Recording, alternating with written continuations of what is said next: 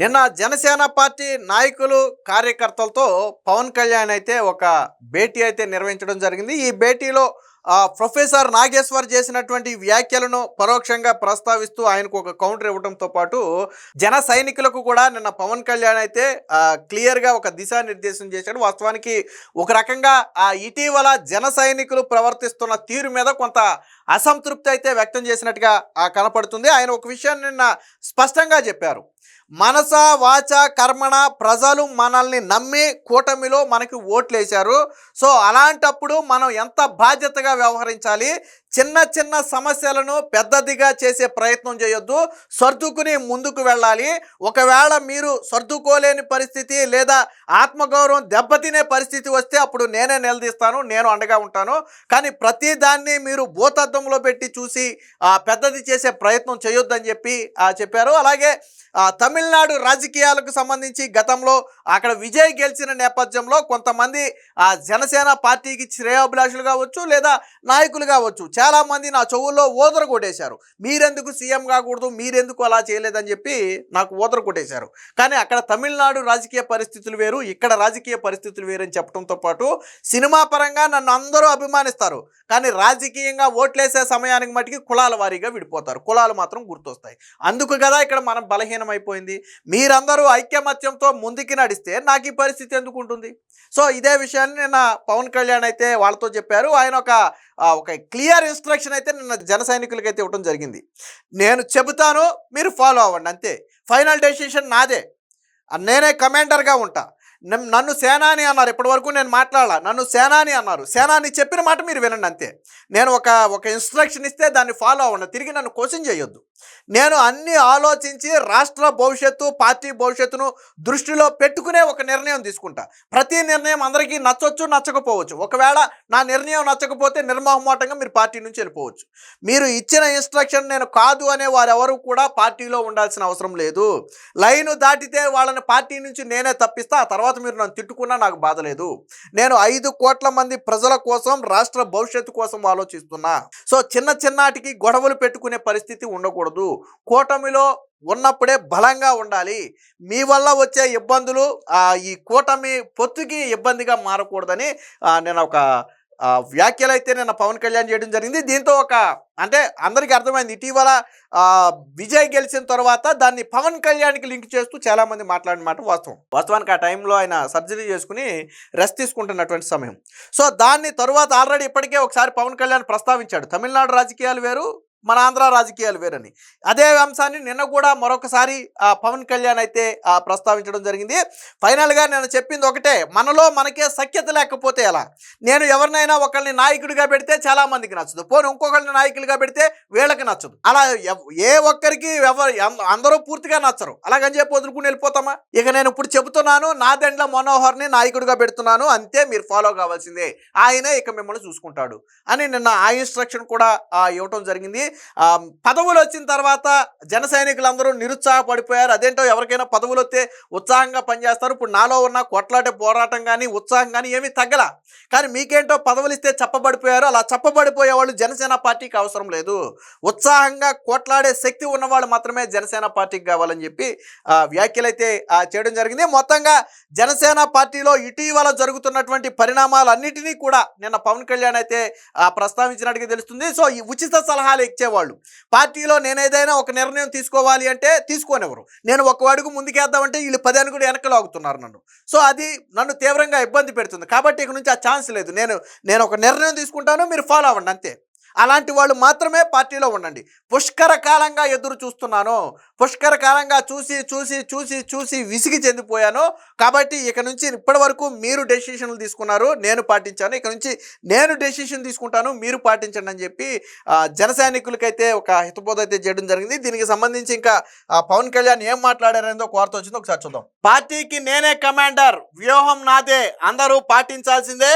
5 కోట్ల మంది ప్రజల ఆకాంక్షను తీర్చేందుకే కూటమి కట్టాం. చిన్న చిన్న సమస్యలకు గొడవ పడతామా, ఇబ్బందులను భరిస్తా, చెయ్యి దాటిపోతే మాత్రం సహించను. నేరస్తులను జైలుకు పంపాలని కోర్టులకు మేం చెప్పాలా, అరెస్టు చేయిస్తారనే సెంటిమెంట్ చూపించి సీఎం అవ్వాలనుకుంటున్నారేమో జనసేన అధ్యక్షుడు ఉప ముఖ్యమంత్రి పవన్ కళ్యాణ్ వ్యాఖ్యలు. సో రాష్ట్రంలో 5 కోట్ల మంది ప్రజల ఆకాంక్షలు నెరవేర్చడం కోసం కూటమి కట్టాం. మనమేదో చేస్తామని, రాష్ట్రాన్ని అభివృద్ధి చేస్తామని కదా ప్రజలు మనల్ని నమ్మింది. అలాంటి కూటమిలో ఉన్న చిన్న చిన్న సమస్యలకు గొడవ పడతామా? 5 కోట్ల మంది ప్రజల కోసం మనస వాచ కర్మణ మద్దతిస్తా. జనసేన కార్యకర్తలు ప్రస్తావిస్తున్న ఇబ్బందులు తారాస్థాయిలో ఉన్నవి కాదు.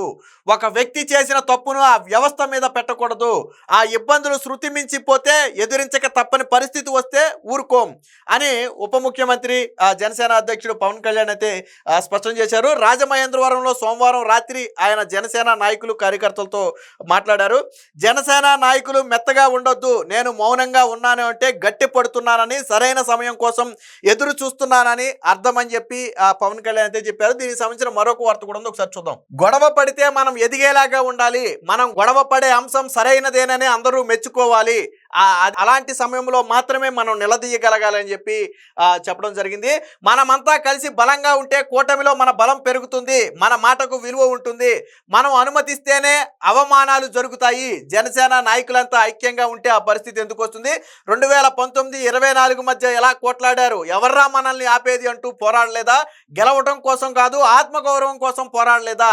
ఆ తెగువ మళ్ళీ రావాలి. వేల మంది జనసేన నాయకులకు పదవులు ఇస్తే ఇలా చప్పబడిపోయారంటే, చప్పబడిపోయిన వాళ్ళు ఎవరు కూడా జనసేనకి అక్కర్లేదు. నాకు ఇంకా పౌరుషం పోలేదు, కోట్లాడే గుణం పోలేదు. వచ్చే స్థానిక సంస్థల ఎన్నికలకు బలంగా సిద్ధమవ్వండి. ఏ స్థానాల్లో మనం గెలిచే అవకాశం ఉందో పార్టీ నాయకులకు చెప్పాలి అని చెప్పి పవన్ కళ్యాణ్ అయితే చెప్పాడు. ఇక తమిళనాడు రాజకీయాలు, అదే పవన్ కళ్యాణ్కి ఎవరైతే హితబోధ చేస్తున్నారో దాన్ని ప్రస్తావిస్తూ నిన్న తమిళనాడు రాజకీయాల గురించి కూడా పవన్ కళ్యాణ్ అయితే మాట్లాడారు. తమిళనాడు రాజకీయాలు ఎంత సుఖంగా చేశారో నాకు అసూయ కలిగేలా చేశారు. కటౌట్లు, హోలోగ్రాములు పెట్టి ముఖ్యమంత్రి అయిపోయారు. నన్ను 15 ఏళ్ళు రోడ్డు పైన నడిపించారు. నేను 30లో ఉండగానే రాజకీయాల్లోకి వచ్చేసా. ఈ మధ్య కొన్ని రాజకీయాలు చూసి ముఖ్యమంత్రిని కాలేదంటూ కొందరు చావగొట్టేశారు. తమిళులంతా ఒకే మాట మీద ఉన్నారు. ఇక్కడ ఆంధ్ర వాళ్ళకే కుదరదు. నాకు చక్కని స్టార్డమ్ ఉన్నా జనాలు కష్టాలు తీర్చాలనే తపనతోనే రాజకీయాలకు వచ్చా. వారి సమస్యలను పరిష్కరిస్తే నాకు ఆస్కార్ కొట్టినంత ఆనందం. 2009లో ఒక చేదు అనుభవం, 2014లో అనుభవం లేదు. ఇప్పుడు పార్టీని ఎలా నడపాలో, వ్యవస్థలు ఎలా ఉంటాయో నేర్చుకుంటున్నా. కొండరాయిని బద్దలు కొంటుకుంటూ మొలిచినటువంటి మొక్కను లాంటి వాడిని నేనని చెప్పి చెప్పారు. ఇక ఇదే సమయంలో పవన్ కళ్యాణ్ ఇంకో వ్యాఖ్య చేశారు. ఎవరిని నాయకుడిని చేసినా తప్పు పడితే ఎలా? ఇప్పటి నుంచి పార్టీ కార్యాచరణ చాలా బలంగా ఉంటుంది. 2007 నుంచి ఉన్న ఆలోచనలన్నీ కార్యరూపంలో పెడతా. పార్టీ పగ్గాలను పూర్తి స్థాయిలో స్వీకరిస్తున్నా. ఇక నుంచి నేనే కమాండర్, నా మాట వినాల్సిందే. పార్టీని ఏకటాటిపై నడుపుదాం. ఎవరికైనా ఏకాభిప్రాయానికి ఇబ్బంది ఉంటే పార్టీ నుంచి వెళ్ళిపోవచ్చు. క్రమశిక్షణ తప్పితే నేనే పార్టీ నుంచి తప్పిస్తా. వ్యూహం నాకు వదిలేయండి, నేను చెప్పింది పక్కాగా ఆచరించండి. మనోహర్ను, హరిప్రసాద్ను ఇలా ఎవరిని నాయకుడిని చేసినా తప్పుపడుతూనే ఉన్నారు. మనోహర్నే మళ్ళీ నాయకుడిగా పెడుతున్నా. అందరూ అనుసరించాల్సిందే. ప్రకాశం జిల్లా కార్యవర్గంలో 25 మంది ఉంటే 54 గొడవలు ఉన్నాయి. అందుకే ఆ జిల్లా కమిటీని నేను సస్పెండ్ చేశాను. త్వరలోనే మళ్ళీ కొత్త కమిటీని కూడా ఏర్పాటు చేస్తానని చెప్పారు. అలాగే జూన్ మొదటి వారంలో 25 లోక్సభ నియోజకవర్గాలకు కూడా ఒక కమిటీని పంపుతున్నట్టుగా చెప్పారు. సో అక్కడ నాయకులు ఏమేం కార్యకలాపాలు చేశారు, ఏమేమి యాక్టివిటీస్ చేశారు అనేది పూర్తి స్థాయిలో తెలుసుకుని వాళ్ళు పార్టీకి అయితే నివేదిక ఇస్తారని చెప్పి చెప్పడం జరిగింది. ఇక ఇది ఇండైరెక్ట్గా ప్రొఫెసర్ నాగేశ్వర్ గురించి మాట్లాడినటువంటి మాటలు. అలాగైతే అప్పుడే సీఎం అయ్యేవాడిని కదా. నేను వైకాపా నాయకుడిని జైల్లో వేయాలని కేంద్ర హోంమంత్రి అమిత్ షాని అడిగారట. మనోహర్కు తెలిసిన వ్యక్తి ఆయనతో చెప్పారట. ఒక విశ్లేషకుడు చెబుతున్నాడు, నేరం చేసిన వాడిని జైలుకు పంపాలని నేను చెప్పాలా? అందుకు వ్యవస్థలు లేవా? ఏసీబీ కోర్టులో కేసులు లేవా? సుప్రీంకోర్టు న్యాయమూర్తులకు మేము చెప్పాలా? ఇలాంటి మాటలు నన్ను, అమిత్ షాను అవమానించడం కాదు, దేశ వ్యవస్థలనే అవమానించడం అని చెప్పి చెప్పడం జరిగింది. బహుశా ఇలా చెప్పించి వాళ్ళు ముఖ్యమంత్రులు అవుదామనుకుంటున్నారేమో కానీ తాను కాదన్నారు. ఒకరు జైలుకి వెళితే జనసేన పవన్ కళ్యాణ్ ఎదుగుతారా? అలాంటి సెంటిమెంట్ ఉన్నవాడినే అయితే చంద్రబాబు నాయుడు జైల్లో ఉన్నప్పుడే సరైన సమయం అని భావించేవాడిని కదా. అలా అనుకుంటే అయిపోతుంది కదా.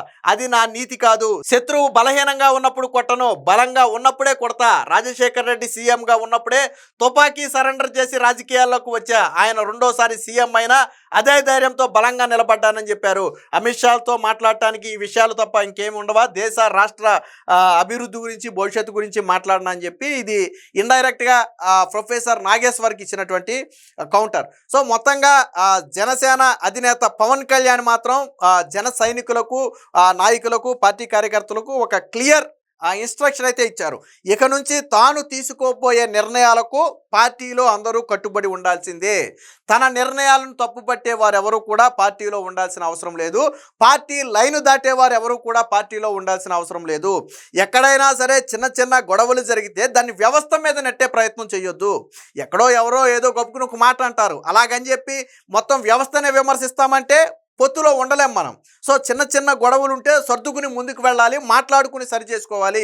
పై స్థాయిలో మేము ఎలా కలిసి ఉన్నామో కింది స్థాయిలో అలాగే కలిసి ఉండాలి. నిజంగా మీ ఆత్మగౌరవం దెబ్బతినే పరిస్థితి వస్తే నేనే నిలదీస్తాను, అక్కడ వరకు మిమ్మల్ని ఇబ్బంది పెట్టను. కానీ అలాగని చెప్పి ప్రతిదాన్ని భూతద్దంలో పెట్టి చూస్తాము అంటే మనం ముందుకు వెళ్ళలేం.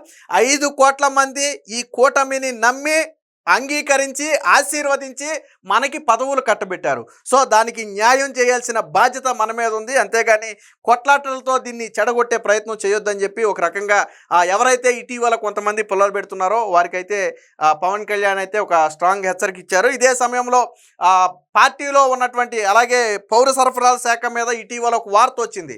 తీరా ఆరాధిస్తే తెలిసింది ఏంటంటే మన పార్టీలో ఉన్నటువంటి ఒక వ్యక్తి దీని మీద ఏదో లీక్ ఇచ్చి వార్త రాయించాడని తెలిసింది. సో ఇలా ఉంటే ఎలాగా, మనలో మనకే బలం లేకపోతే, మనలో మనకే ఐక్యత లేకపోతే ఎలా అని చెప్పి నిన్న పవన్ కళ్యాణ్ అయితే ప్రశ్నించడం జరిగింది. మొత్తంగా ఇక నుంచి పవన్ కళ్యాణ్ అటు పార్టీని ఇటు రాష్ట్ర అభివృద్ధిని దృష్టిలో పెట్టుకుని తాను నిర్ణయాలు తీసుకుంటానని, తీసుకునే నిర్ణయాలకు మాత్రం మీరు ఖచ్చితంగా కట్టుబడి ఉండాలని చెప్పి జన సైనికులకైతే ఒక సూచన అయితే చేయడం జరిగింది.